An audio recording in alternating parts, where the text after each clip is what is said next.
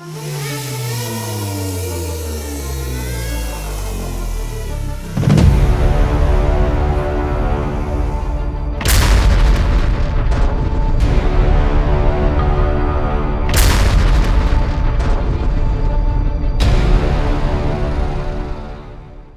released footage purports to show a Russian barn tank blundering over a landmine before being pounced upon by Ukrainian drones lurking above. Wild new footage purports to show a Russian barn tank rolling over a string of hidden landmines before being pounced upon by Ukrainian kamikaze drones. In the footage, captured by Ukraine's 63rd Mechanized Brigade, a tank is seen moving across grassy terrain before a huge explosion erupts from an apparent mine.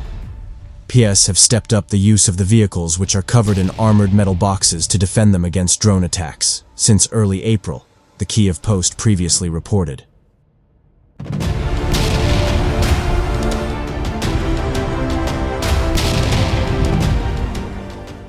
The tank eventually stops after driving desperately through several large explosions. Separate clips taken by Ukrainian drones show them swooping down on what appears to be the same vehicle, their feeds cutting out as they strike.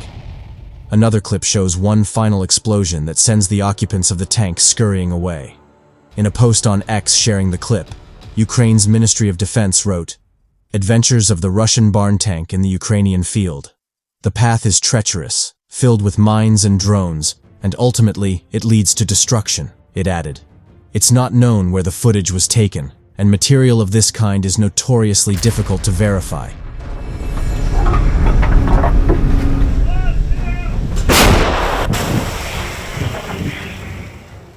The Ukrainian military is simultaneously advancing near Kursk while defending in the east and south, stretching its resources thin.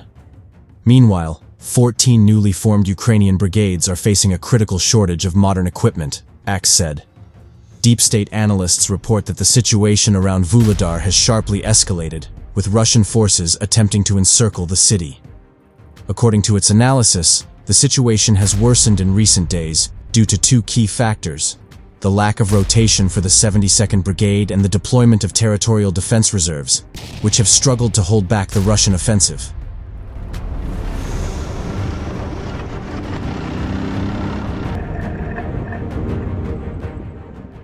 Recently, Russian forces broke through defenses in the Prechestivka area. As Ukrainian forces retreated to new positions, the Russians were able to outflank the right side of the Vuhledar group. Russian armored units began pushing through the sector near Bohoyavlenka, threatening to cut off logistical routes to Vuhledar, according to DeepState.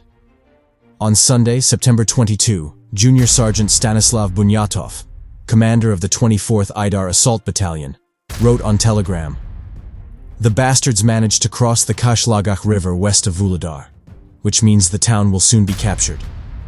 He said that the prospects of holding positions in these conditions are bleak, especially as Russian forces attempt to press their advantage along the Bohoyavlenka-Vuhledar road.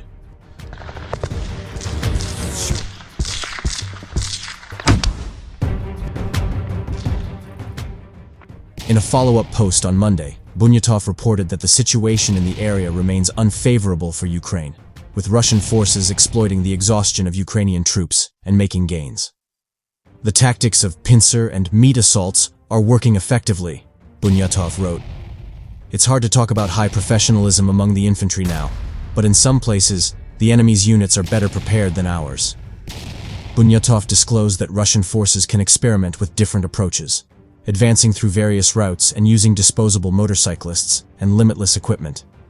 This, he says, is how Russian forces managed to infiltrate the outskirts of Vuhledar.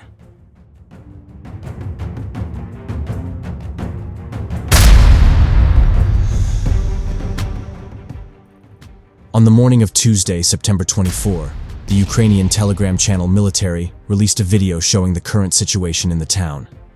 The accompanying caption indicated that while Russian forces had penetrated Vuhledar's outer streets, their presence remained unstable.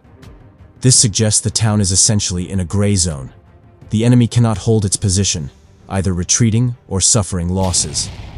The situation on the flanks remains tense, adding pressure on Ukrainian defense forces, the report said.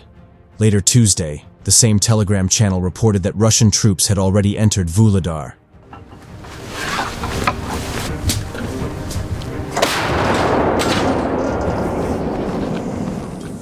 The conflict, which began in February 2022, is now well into its third year, and Ukrainian President Volodymyr Zelensky has been pushing the US for permission to use longer-range missile systems and strike targets deeper within Russia.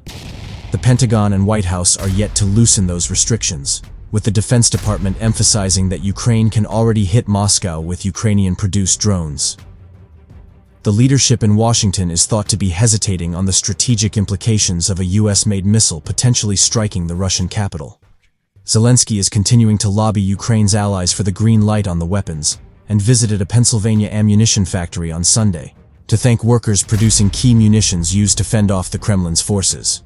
Putin has warned that Russia would be at war with the United States and its NATO allies if they permitted Kyiv to use the long-range weapons.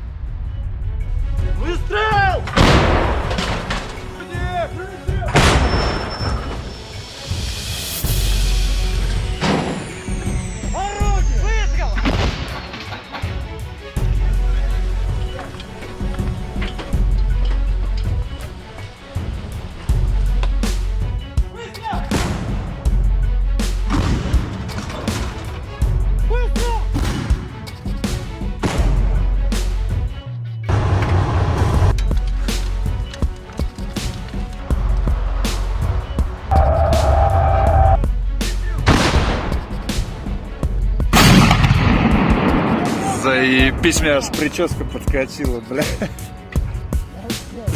Я говорю, Орудие! Выстрел!